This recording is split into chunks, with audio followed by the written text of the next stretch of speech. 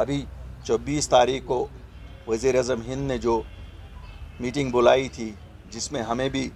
مدعو کیا گیا تھا، ہم نے شرکت کی، لوگوں کے مسئلے مسائل ڈسکس کیے، پرانی ریاست کے بارے میں بات چیت کی، ان مدعوں پہ بھی بات کی جو ہمارے لوگوں کے دلوں کے نزدیک ہیں۔ اس لیے میں نے مناسب سمجھا کہ میں آپ جو ہمارے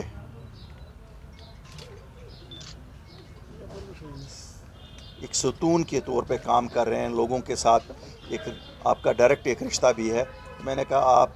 سے بھی بیٹھ کے بات کی جائے کہ ہم نے بات کیا کی، تاکہ آپ بھی اپنے اپنے دلوں میں جو آپ کے سوالات ہوں وہ ہم سے کریں، اور میں ان کے لیے تیار ہوں جواب دینے کے لیے۔ دیکھیے صاحب، جیسے آپ کو معلوم ہے 8 مارچ 2020 کو جس وقت ہم لوگوں نے پارٹی تشکیل دے دی، 3 کور ایجنڈاز ہم نے کہا کہ ہم نے کس لیے پارٹی بنائی۔ ایک تھا کہ ہماری جو پہچان، ہماری جو آئیڈینٹی، ہماری جو ڈگنیٹی 5 اگست 2019 کو چھین لی گئی تھی، وہ ہے اسٹیٹ ہوڈ، ایک اسٹیٹ ہوڈ کو واپس لانے کے لیے۔ دوسرا، ہمارے لوگوں میں اس وقت ایک پریشانی تھی کہ اب جب 370 اور 35A اٹھا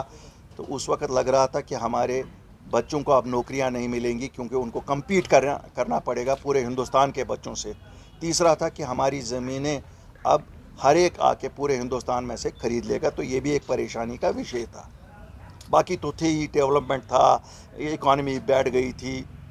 گرفتار ہوئے تھے، یوتھ گرفتار ہوا تھا، لیڈران گرفتار ہوئے تھے۔ تو جب ہم وزیر اعظم ہند نے جب ہمیں 14 مارچ کو مدعو کیا ان سے ملاقات کے لیے، تو وہاں پر بھی ہم نے یہ چیزیں اباری۔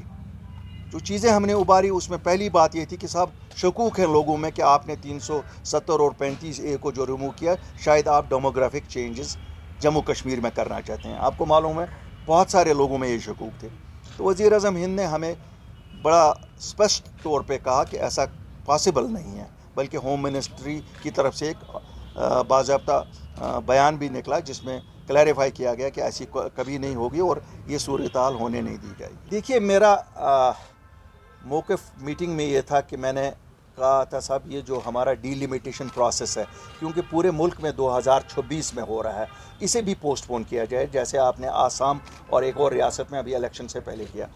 تو اس پہ وزیر داخلہ نے کہا صاحب یہاں چونکہ ری آرگنائزیشن ایکٹ میں سیٹیں بڑھ رہی ہیں، آسام میں سیٹیں بڑھ نہیں رہی تھی، تو اس لیے ضروری کرنا ہے۔ میرا پھر ان سے درخواست تھی کہ صاحب ان کو آپ نامنیٹ کر لیجئے،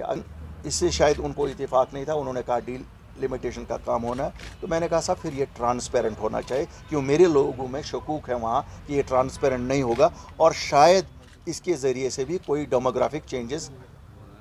کرنے کا افواہیں ہیں۔ کہ صاحب ہم میٹنگ کے حوالے سے دیکھیے، میں آپ کو بتاؤں گا وہاں ایسی کوئی بات نہیں ہوئی، آپ عمر صاحب سے پوچھ سکتے ہیں، کسی نے ایسا نہیں کہا کہ پاکستان سے بات ہو، سجاد صاحب تھے، بیگ صاحب تھے، سب لوگوں، بھیم سنگھ جی سے پوچھ سکتے ہیں، وہاں ایسی کوئی بات نہیں کسی نے کی۔ اگر میں الزام تراشی پہ آ جاؤں وہ پھر غلط ہوگا، لیکن 72 سال سے آپ سب جانتے ہیں، ہم سب تو اب، میں تو بڑھاپے کی طرف جا رہا ہوں، آپ جوانی کی طرف جا رہے ہیں، آپ نے اپنی جوانی میں وہ کچھ دیکھا جو ہم نے اب بڑھاپے میں آ کے دیکھا۔ تو بات تو وہی ہے کہ ہم سب جانتے ہیں کہ کون ایک بات یہاں کہتے ہیں، اندر ایک بات کہتے ہیں، باہر جب پریس کے پاس آتے ہیں تو دوسری بات کہتے ہیں۔